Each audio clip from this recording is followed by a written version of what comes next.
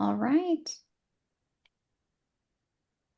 Okay, everyone. This is Group Two to Team Awesome again. We are covering Chapter 8, evaluating employee performance. We're going to be exposing you to the purposes of evaluation, models of evaluation, characteristics of successful programs, talk about state mandated evaluation systems, evaluation of principles, and then legal considerations, and walk you through some of those pieces as well. Um, I am Troy Lurs. I'm the principal of Raymond Central. I'm Crystal Kanabi. I am the ag instructor at Weeping Water High School. And Alex Hall, 712 principal at Meridian. Okay, team. Okay, so our first slide is actually talking about the purposes of formative and summative performance evaluations.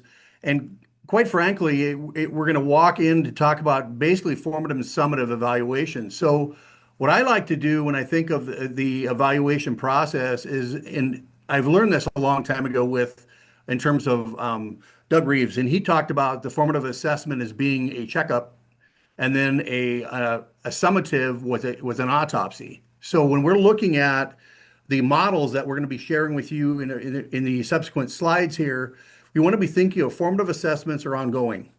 And the models that we are going to present with you to you, that's what it's looking at. We're looking at getting in the classrooms, observing, and bringing up information that we can use as a long-term look on seeing what the temperature is as we go and work with our teachers. Because honestly, we're not trying to catch teachers when it comes to that. I know that everybody in this video has been evaluated along the way, and I can ask this question openly. Have you ever been through an evaluation that didn't really mean much? Crystal, Alex? Yeah, absolutely. Sure. And what happened in that evaluation? Let's just walk through that real fast. Yeah. It just What feels was like it's checking a box and the feedback wasn't there. It wasn't helping me grow as an instructor. There was no, here are some ideas. And it's one thing to check proficient all the way down, but that's not helping a teacher grow and continue to improve in the classroom. And I know, I mean, I'm guilty too, a little bit of this, you get to the end of the semester, the term or whatever, and you're getting an email on April 25th, hey, I need to get in for an observation. Like that's not that's not the time really at that point, where the meat of your content stuff. It doesn't mean we're not still covering content, but the meat of what you're doing and any time to make corrections, there isn't any. So when you talk about that feeling of checking boxes, when you get to the end of the year and it's like, well, we got 3 weeks left, and at the time I was coaching in the spring, so I'm there, 3 days, 4 days a week. So, in terms of amount of instruction that's left, so I think it's just that, like you said, checking boxes and process of I think the formative piece is the piece that we probably don't capitalize on enough. Hmm. Hmm. In our text, the author, the writer of our text even said that evidence would indicate that evaluations seem perfunctory. And so a lot of times the teachers feel they don't gain anything from that. But as we're going to learn as we work through this, that the models we're going to share with them, the remediation model, the goal setting model, and the peer assistance model, although they take a lot of time, will give them more consistent feedback on what it is that we're looking for in the classrooms. And so the summative evals require a judgment. It's that autopsy. It's the end. We're going to take information that it's collected and we're going to say, okay, this is what we see and this is where we're going with this. Um, there's going to be portfolio and there's also going to be a student achievement model, which Crystal is going to be talking about in a few moments. And so those models that we are exposed to, even though they all have names, we have various ways of looking at those. And I will tell you that in my training as a principal coming through, when Danielson came on the scene 100 years ago, we had to look at it in terms of living or visiting. So when you're checking those boxes on that rubric, are they visiting there, or are they actually living there? And so there's zinger language in there. It's always, sometimes, or never. Well, the teachers, unless, I hate to say this, but if they're, unless they're Mother Teresa, they're not going to live in anything, and they're going to be visiting certain places. But only way to collect that is to get data, and that's by observing. So I hope we share that, some ways of getting that done. Alex and Crystal, anything before we move on?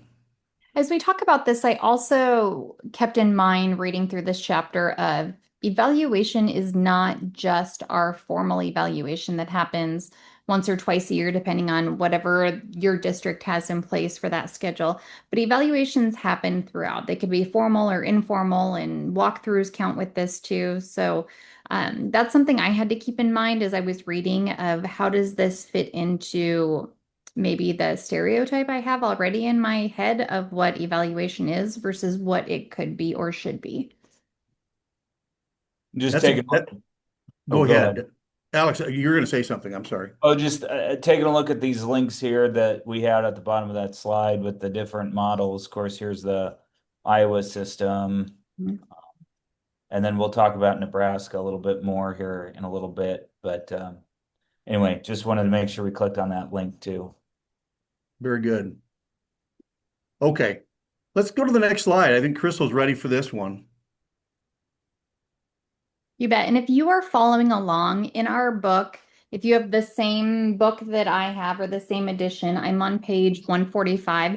I really appreciate the way that the author has laid out the purpose of each of these 5 different models. So I'm just going to read those directly out of the book as we talk through them. I think it really explains a little bit more of what the differences are in these. So I'm not going to read all of our bullet points. Everyone here can read those, but remediation model. Not as oftentimes do we see our staff members in the remediation model realm. Those are the ones that the purpose is to correct identified weaknesses. Most of the time, we're going to see our staff, whether it be our principals or assistant principals, whoever is doing those evaluations, they're identifying and helping those teachers along the way before we get to remediation. So the coaching, the walkthroughs, having those conversations of here are some things that you can work on. And hopefully our staff are correcting those before we get to the remediation area. So this is a formative assessment. It's going to be bringing that teacher back up to the minimum level of performance expectation. So that's the objective with it. When we look at our goal setting, the purpose of it is going to involve teachers and administrators in choosing individualized evaluation criteria. So when I read that, I'm thinking this is a conversation, having the teacher identify where they can work, and then also maybe the administrator also identifying where some areas they've observed that can be worked on. So we're setting goals collaboratively as well. So the objective on the goal setting is going to be increasing teacher autonomy and commitment. I think of this as a positive way of having that teacher identify first before the administrator is identifying for that teacher. And oftentimes that's the way that conversation should be looking if you have a talented instructor like most of our schools are generally filled with. Our portfolio model is going to be a summative assessment, and that purpose is going to be base teacher evaluation on documented, evidence of effective performance. The objective in that is to encourage teachers to cooperate in formulating high standards of practice. This one I had to reread it a few times, and I'm going to ask my colleagues here on the call as well if they have ever utilized this portfolio model or if they have seen the portfolio model in some format be used.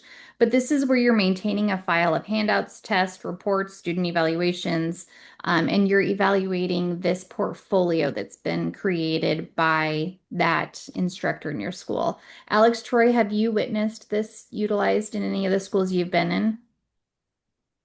I can tell you that there are some models out there, some devices that Marzano's principle of effectiveness models will require for you to upload documentation that fits in each one of those categories.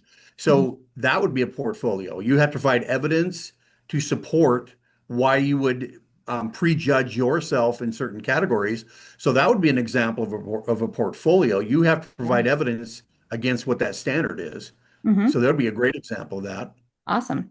And yeah, I've been evaluated essentially on that, where it was, what pieces of evidence contribute what you have. It might be as simple as a couple of sentences all the way up to a sample lesson plan, or, those kinds of things. So Sure. I appreciate that. Thank you. And I'm going out of order on our slide, but I'm going in order with the book as I'm going through these just to make sure I don't skip any. But our student achievement model, that's a summative assessment. And the purpose of that is to base teacher evaluation on the amount of student learning. This one I think we can get a little bit in some debates on the effectiveness of this. And the objective, again, we're just determining the amount of learning that attributes to the teacher's efforts. We can talk back and forth every which way if we agree or disagree with this, but I think that we can also think of ways that evaluating that teacher's effectiveness and how a student is learning or their retention, things like that, it is one of the models that can help us as an administrator in what that assessment piece looks like. And our peer assistance and review model, this one I really love. I think it's a great opportunity and it's a formative one. The purpose is to make evaluation more meaningful and effective by assigning mentor teachers to evaluate colleagues and help them improve. This sometimes is just a safe way to share ideas, to help each other grow. If you have a master teacher in your building who can really help teach some of our teachers that maybe are in a rut or they need to grow in an area that another master teacher is really excellent in, being able to have a safe way to share ideas that doesn't feel like it's being an attack on the teacher. And sometimes teachers just feel like anytime an administrator comes in, it's oh, I'm going to be caught doing something that I'm not supposed to do, or I'm supposed to be doing something and it's not getting done. But it's just a safe space to be able to grow as an educator as well.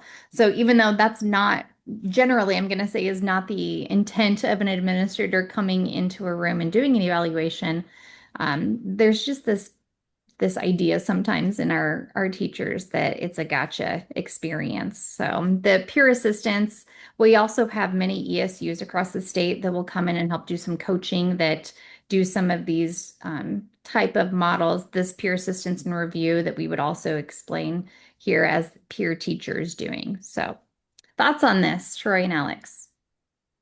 I love that peer assistance model too, but in the text pointed out, one of the sticky wickets that come with that is the fact that they have to be trained Yeah. in the evaluation piece, because if they're actually doing that, you might even get into muddy waters with unions and other things. So there's always red tape that comes with that. But the fact is, it's highlighted right there on items C and D. It's potential resentment Mm-hmm. or not having a person that's qualified to do that. So those are tough deals, and it's very, very time consuming. And asking a peer to come out of a classroom to do that, it's asking a lot. But it says a lot when they're willing to do it. I mean, it's a healthy environment that you're trying to create. So I do like that model. I really do. I think on the other end, it's an important stone to turn over when, if you've got someone who's got some areas that need assistance. I think that if you don't take advantage of people in the building from a coaching standpoint, I mean, that's a tool that's in your back pocket. I mean, nobody wants to go down the path of terminating a contract, right? Right. So when you're looking at that, or when you're in a position where a teacher needs assistance, that's a thing you can't leave alone. Mm-hmm. Mm-hmm. That's a good point. When I go to evaluations, and this is sad when I say this, I'm just going to tell on myself a little bit. For whatever reason, I've been deemed to be a fairly solid evaluator. That of all the things for me to want to hang my hat on, it's not evaluation. But my superintendents have said you're very thorough and you're fair. And so when we look at that, I want to go into evaluations and make it, I let them understand that it's a validation process. This isn't about catching you as a gotcha. You just touched about that, Alex. This isn't a gotcha moment. This is about validating what we're seeing to help you understand where we can grow. You've talked about that too, Crystal. So it's important that we help them understand it is a growing opportunity here. And that's why when the text talked about it being perfunctory, we don't want it to be perfunctory. Why would we take the time to evaluate you if we're not going to give you quality feedback you can grow with? Mhm. I completely agree. And I think that as teachers grow with experience and they do receive quality feedback from a supervisor, then they understand that this is really to help them grow and continue to sharpen as an instructor, an effective instructor in the building. So great comments, guys.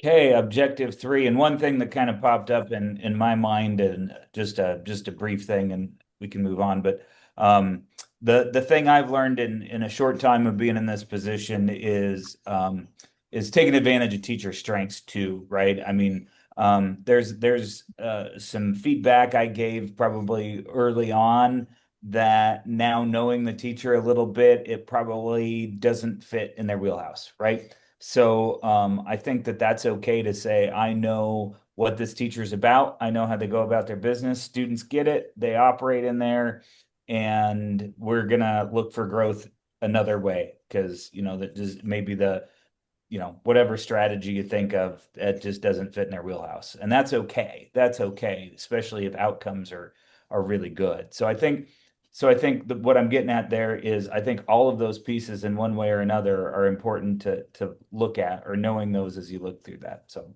okay, so objective three. So the goal is that students are taught by highly qualified instructors. So you need to evaluate programs to make sure they're aligned with the school mission, right? And as you go through that school improvement process, which is a passion of mine, you make sure that your process does align with that thing. So, if it's about student growth, student achievement, I think that a couple of the videos last week talked about how, and I totally was right with him on this. You go from like this like panoply of education as the cure all for the panacea of the world's woes to, okay, here's what we're going to do.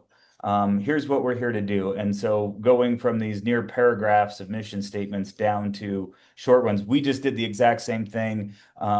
Previous school I was at, Northwest Public Schools, I mean, they are on the same wavelength we were, believe it or not, and I didn't even know they were doing that. But their language is the exact same. So it's interesting as you go through that process, what that looks like then for aligning with district missions. And I think it'll help because I think it'll streamline what you want to see.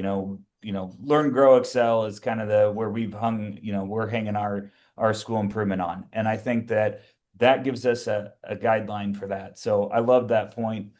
Pardon my little bird walk, but I do like talking school improvement. So evaluation program is integrated with professional development. So again, just make sure that you're doing professional development that aligns with your evaluation process. Kind of makes sense. Evaluation program provides teachers with information and criteria on which they will be judged and assessed. It's so important. It's like we have to go over it every single year, right?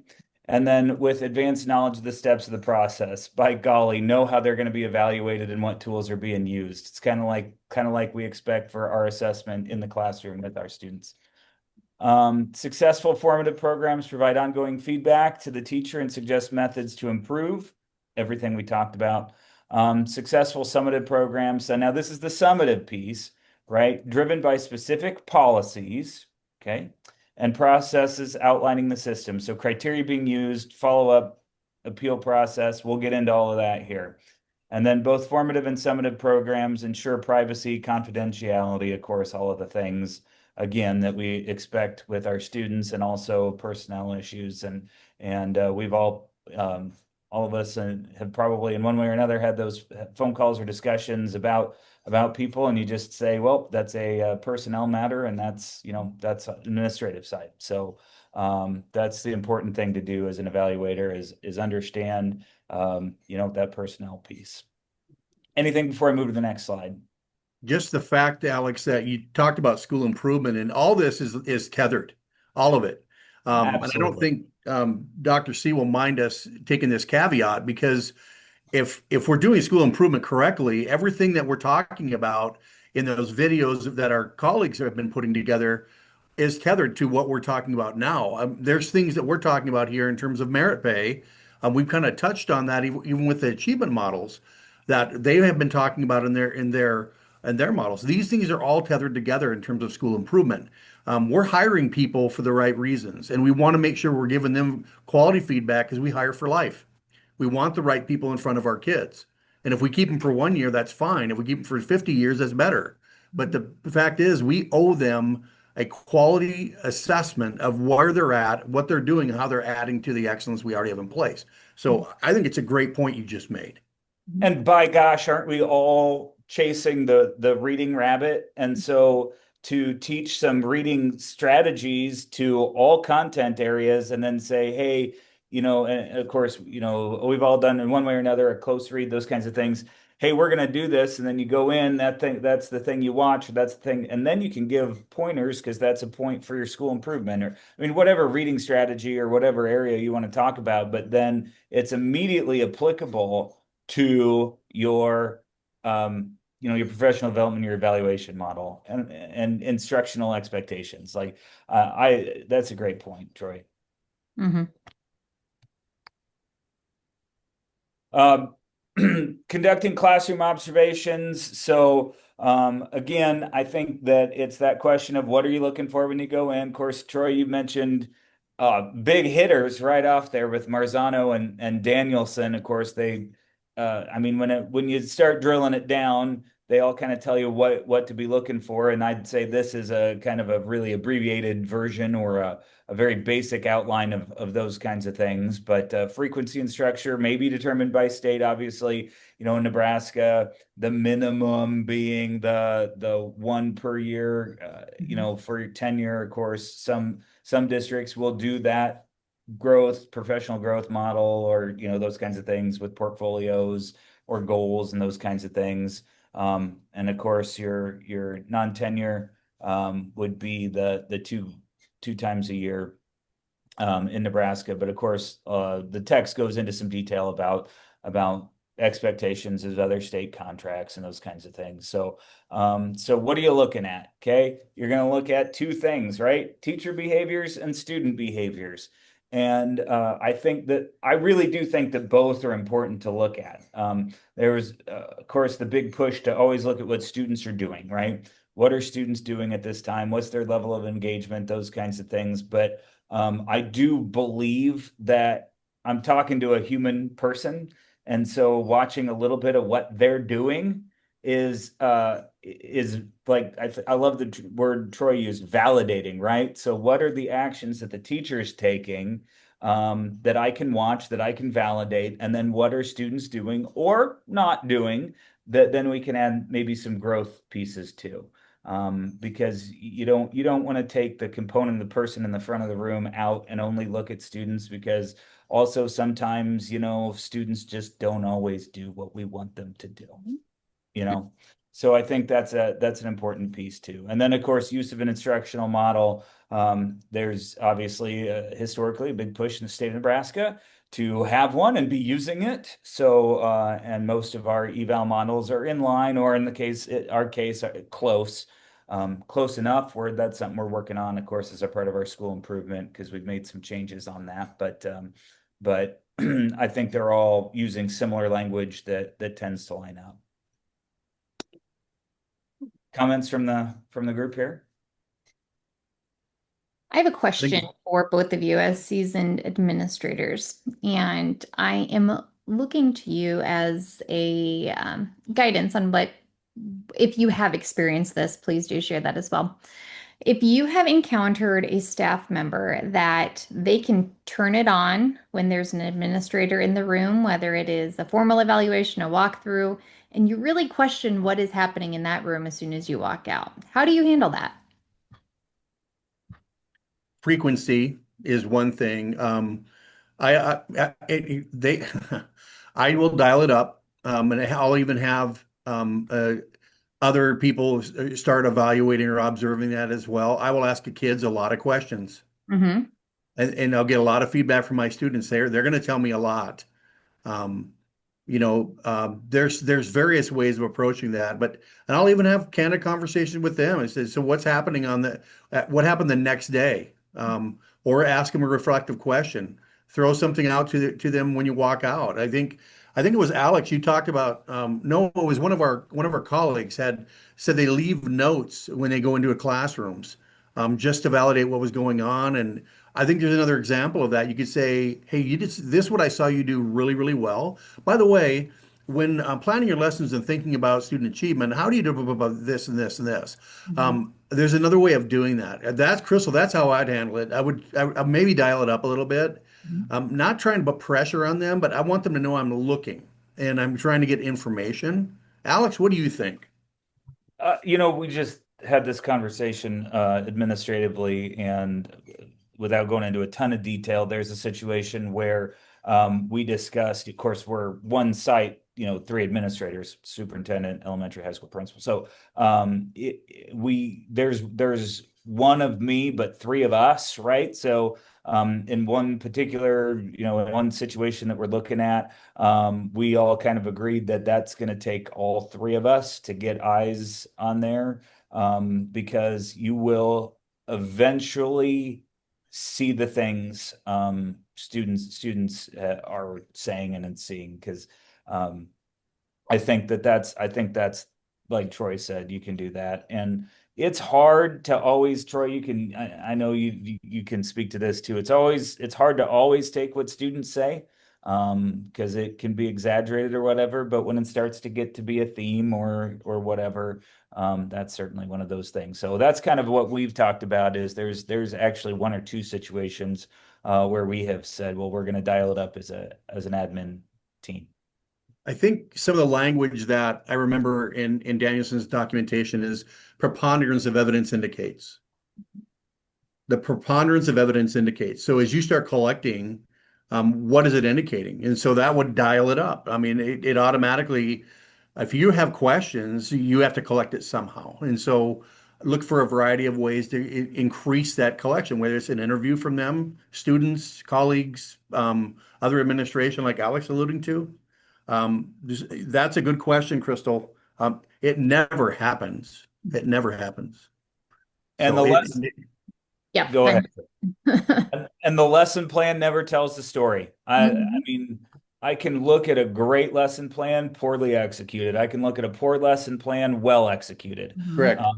So I mean, I don't put any stock. I don't collect lesson plans at all. Just because to me, it's just I want to see what is happening with students, and a piece of paper is not in front of students. Mhm. Well said. Good question. Okay, so alluded to a little bit by Alex here, but we're going to examine the state mandated evaluation system. Those that have been in the field for a while know what he was alluding to a few moments ago about sharing out on the annual basis what you're going to be assessing them with. That is by Rule 10, you have to submit your device that you're going to be using. That has to be on file at the state office. That's been that way since the dawn of time. That is in Rule 10, down at the bottom of the page where it says Nebraska Statute 79-828. That is the actual statute that we use in Nebraska. I'm curious what Iowa's model is. But then there's another link down at the bottom with Dr. Julie Downing, Dr. Ryan Rickenbaugh, Sarah Scretta, and Dr. Kim Snyder. That is the SEED program, and that's for development of teachers. And that's a rubric utilizing information that they did with their state mandated models. So our model, going back as far as 2019, they were allowed to make a choice between Danielson and Marzano in the state of Nebraska. So districts were kind of moving into one of the two choices. Um, Alex already alluded to the fact that it's tied into school improvement now. It's tied to mission statements, and they've kind of have worked that from there. The seed program, seed process that those four individuals have been working with has taken that into a rubric fashion, and now they're working on development of not only teacher rubrics but a principal rubric to go with that. That is heavily involved with the rubrics that were created by either the Danielson or the Marzano models prior to. So if you've heard them speak at admin days or at the principals conference, this is what they're talking about when it comes to seed. So back to that slide, I want to make sure I get through that. But the common language there is And I actually just summarize it very quickly. With Marzano has 4 domains. There's elements in there's a truckload of elements that go with each of these. I won't read them to you. You can read it yourself. But the Danielson has is several domains, and the common language there is planning and prep, professionalism, classroom environment, instruction and strategies, and then a reflection piece. So those are pieces that you're going to find in both of those two models. And if we're looking through those domains, it's going to be similar language handed to you different ways. And then we put from our own devices here at Raymond Central, we use Teach Boost, and it's more Marzano in background. There is some language that to me reminds me more of Danielson. I've been trained in both, but it is more Marzano-ish. Weeping Waters device. Do you know what that one is, Crystal? We use Marzano. I'm not sure what the system is exactly. It's tied in with Talent Ed that it's just all there for the walkthroughs. And I know that our administrators don't love the way that things are formatted in certain pieces of it. So they've created some of their own, but we are a Marzano school. And I can click on it, but for the most part, Meridian's model is based on Marzano. It was developed with the ASU 5, sort of when that push started. And I think there's only at the time there were several schools that went to it. Thayer Central and Meridian, as far as I know, are the only two who are still on that. And we're kind of looking at making a move simply because we've gone through a couple of school improvement cycles, and then this one we can. I really feel like we're at a point where we need to revisit that model with some things, particularly when we start talking about tier 1 instruction. There's just some pieces that need to look and feel a little bit different for us, but it's all going to be Marzano language, everything on our instructional model. We're at eight domains or elements, I guess you can say, with several things built into it from Marzano. We could talk about that all day, but for the most part, we're looking at maintaining the Marzano language, just kind of building something that fits our needs. Anything else on this slide? I know that we had from the text, there's an Iowa piece in there, there's Tennessee and Pennsylvania. Was there anything else that colleagues that you wanted to cover from this objective that we have not touched on? I know that we talked about Rule 10. We wanted to make sure that they understand that there's common language and maybe a little bit of history on where we're coming with our state mandated models. Anything else that we want to talk about? I think you covered it, Troy. Good, yeah. Okay, so as we continue on and talk about the principal evaluation side of it, there's two different approaches that our text really talks about. And one is the central office remedial approach, and that is the supervisor directly evaluating that principal and having the ranking scale of needs improvement, adequate, or more than adequate, not giving a lot of feedback. It just doesn't go in depth, I believe, based on the description that our text is sharing with us. Where the 360 feedback or 360-degree feedback, I've experienced this. I left education for a few years and was in industry, and I really appreciated the 360 feedback. It was the first time that I saw it, but it's where the colleagues around you are also sharing their views of interacting with you and what they're witnessing in your performance as well. Here you can see that it's the collective and it's shared as colleagues, teachers, central office staff, anyone really who has any direct impact or working with you can be a participant in this feedback form. I appreciate that it's deeply comprehensive. You get a lot of different perspectives and you get a lot of different people sharing feedback, and it doesn't have to be an extensive evaluation model. It doesn't have to take a ton of time. However, when you have multiple people that are often being tagged to give this 360 feedback, it can get to be a bit daunting and it can be a little bit overwhelming for individuals to be filling out. So that's something that needs to be watched as you consider going in this direction if that is something that you choose. Survey fatigue is very real in schools. I think from our superintendents all the way to our classroom teachers to our lunchroom staff, everyone is being surveyed all the time. So we just have to be cautious in when that is going out and how that is going out, and that the questions we are asking is what is really helping the supervisor in being able to put together some quality feedback in that evaluation piece. And it's not just a ton of questions, again, just checking boxes. Um, a concern that we have right now is, especially in Nebraska, I think we're seeing that when you are looking at some coaching opportunities for principals, it's difficult. There's not a lot of quality coaches. We are seeing a change in our administration across the state, and we're starting to see some younger blood coming in with some less years of experience who are also being coached. So when we look to our more veteran administrators across the state, some of them have been tagged to coach quite a few or mentor quite a few different people already. In the 360-degree feedback, I think it's really important to make sure you emphasize that it's not intended to support any decisions on salary, promotion, or termination, but it is a feedback model, as the title is stating. So it's a way to just focus more on growth of that individual professionally, but then the supervisor has to still weigh in on the final decision as far as the salary promotions. And if you are looking to the termination side, there's a lot more that goes into that then. And then linked at the bottom, you're going to see our Nebraska Principal Leadership Model. And we have all, I'm sure, taken a look at this website, but it is linked from our Department of Education website and very detailed rubric, as you can see. And I don't know if it's Alex or Troy, but one of my colleagues is zooming down through this right now. But I think the description is very easy to understand and how you may rank an individual. But again, a tool is not a final. There's also pieces that you may want to add or tweak or change to fit the needs of your individual district within reason, but making sure that it is a comprehensive tool that you're utilizing that fits the needs of your local district. But At quickly tell me, I'm sorry, it's too small on my screen. How many pages is this? Is it 9? I think this it's way more document, than that. 17. oh, 17, yeah. Yeah.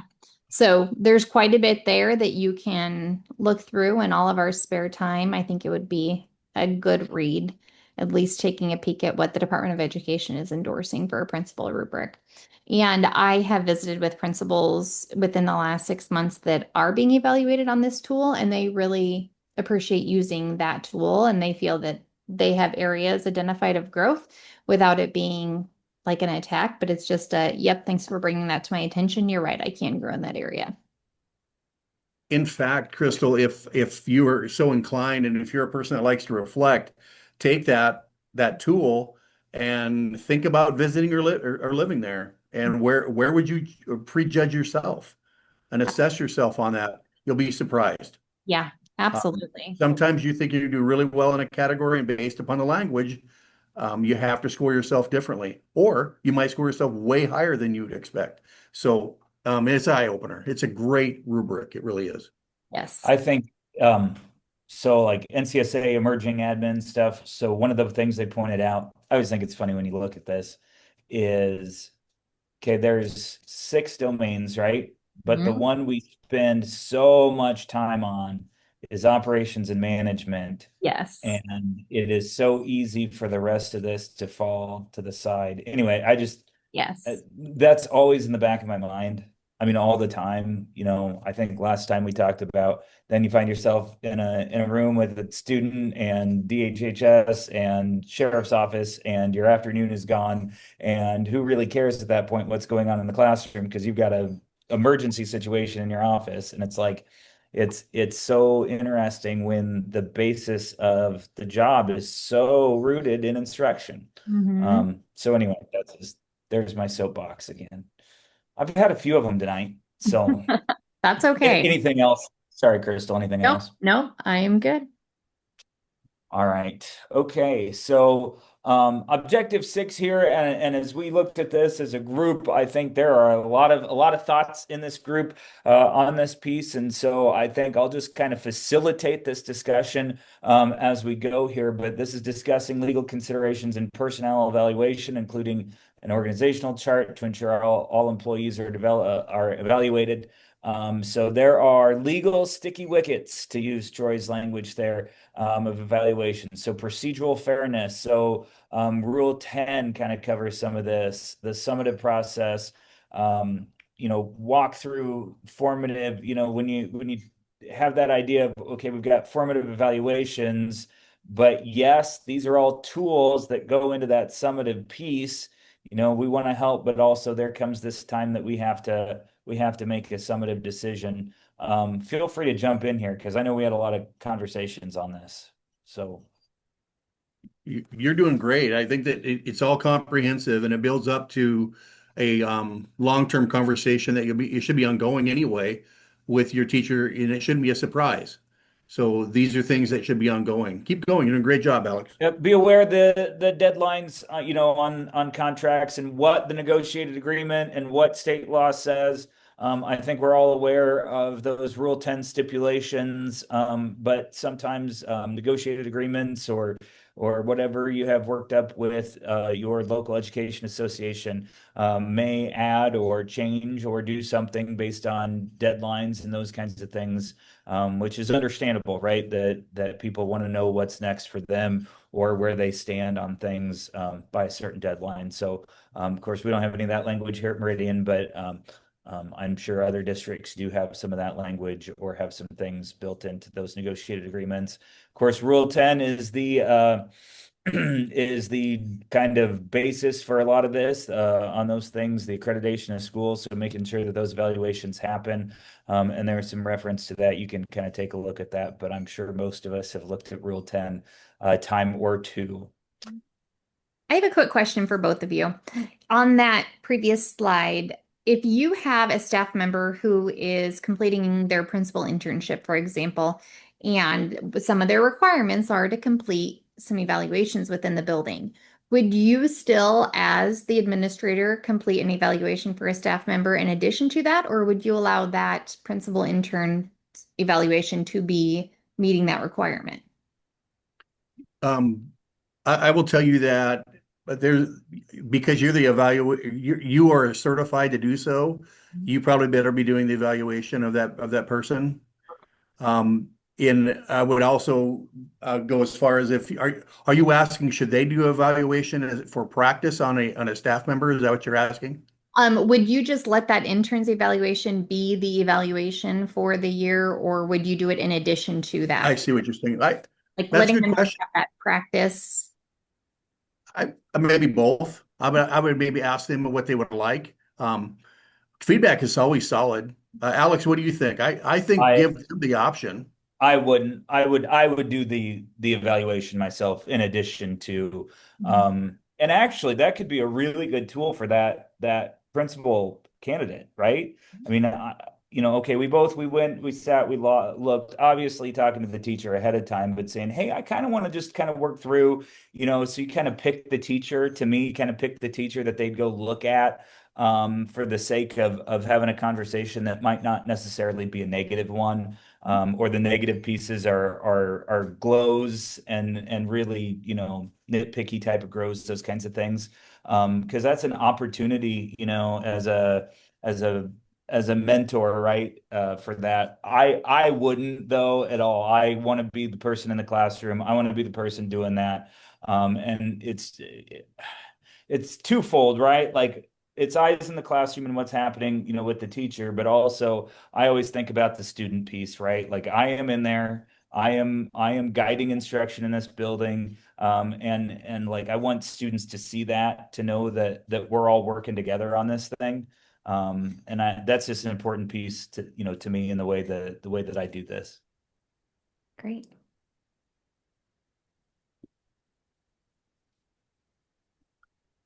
Okay, so suggestions here, and this is where I know Troy has some experience here, but we'll jump into the idea of anticipating legal action.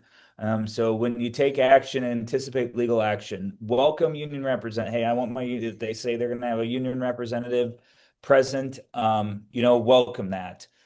Troy, you have some background on this. I'll just turn it over to you here. Yeah, yeah, and I will tell you that we put these in the slide in reverse order that they are in the textbook, because I think this is one that we get oftentimes we're afraid of.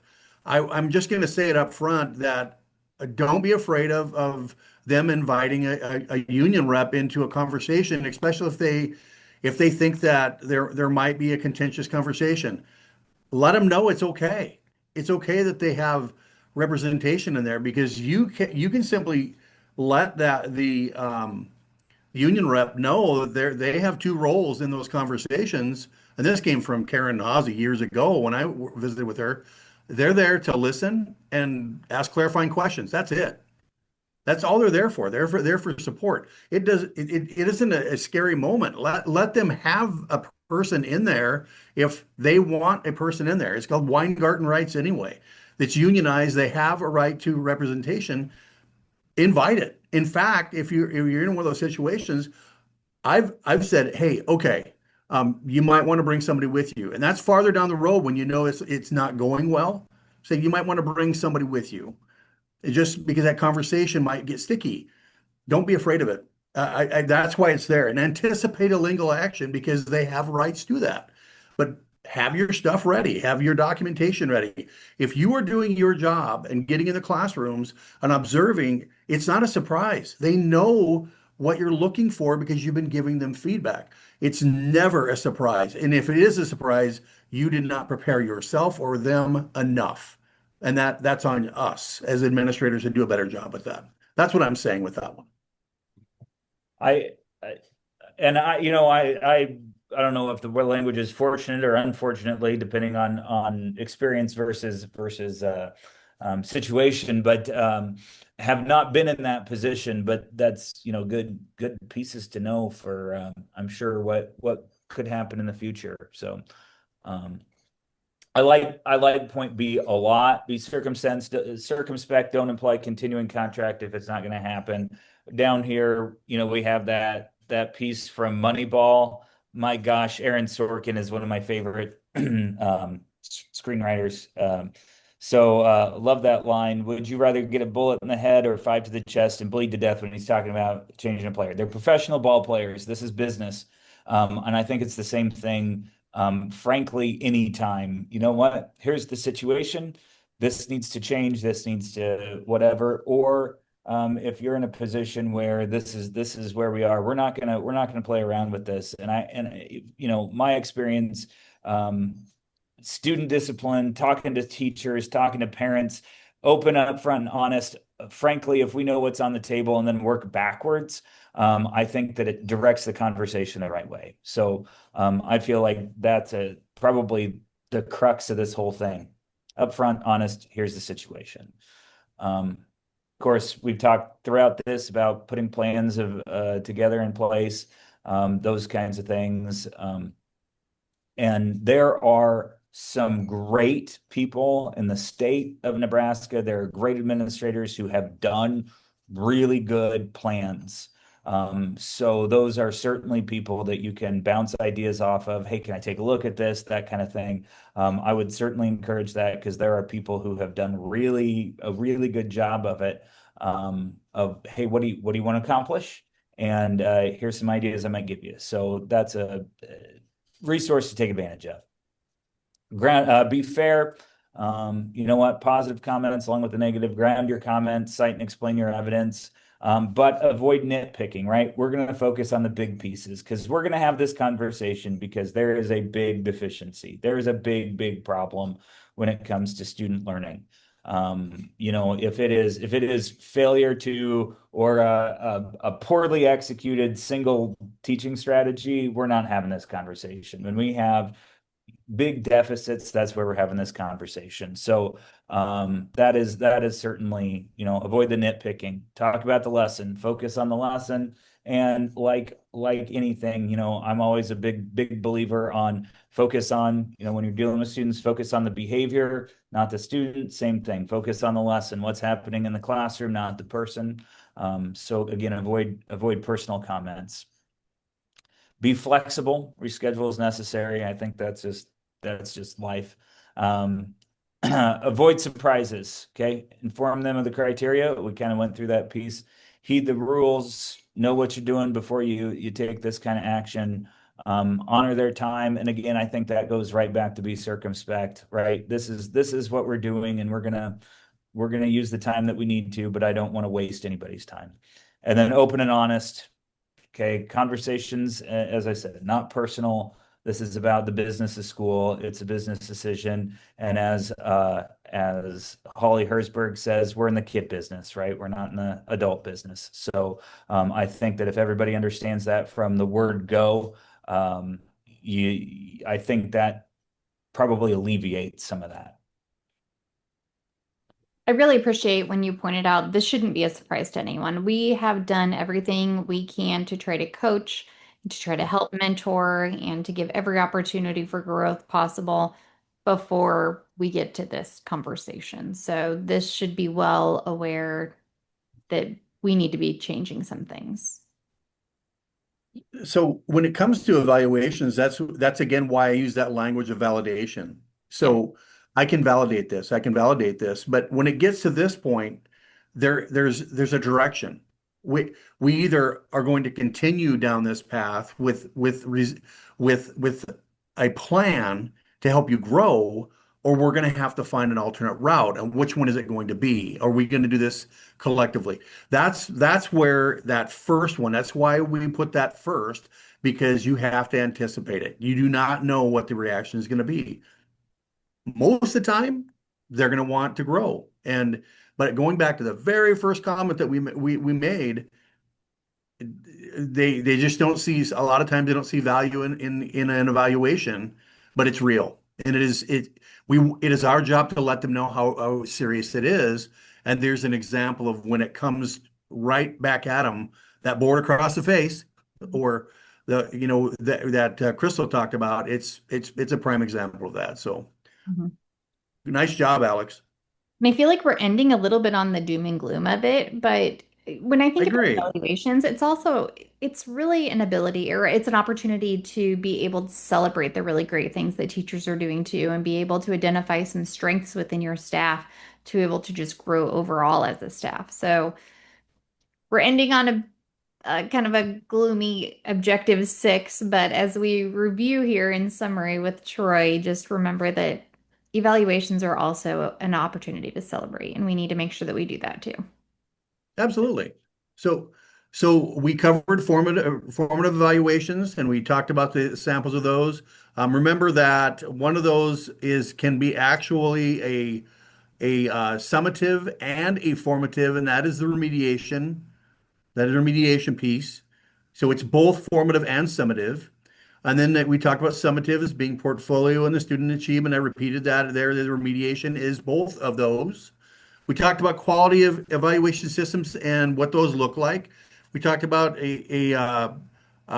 what we're doing in classroom observations. We talked about validating things. We talked about state requirements, and we talked about principal evaluations.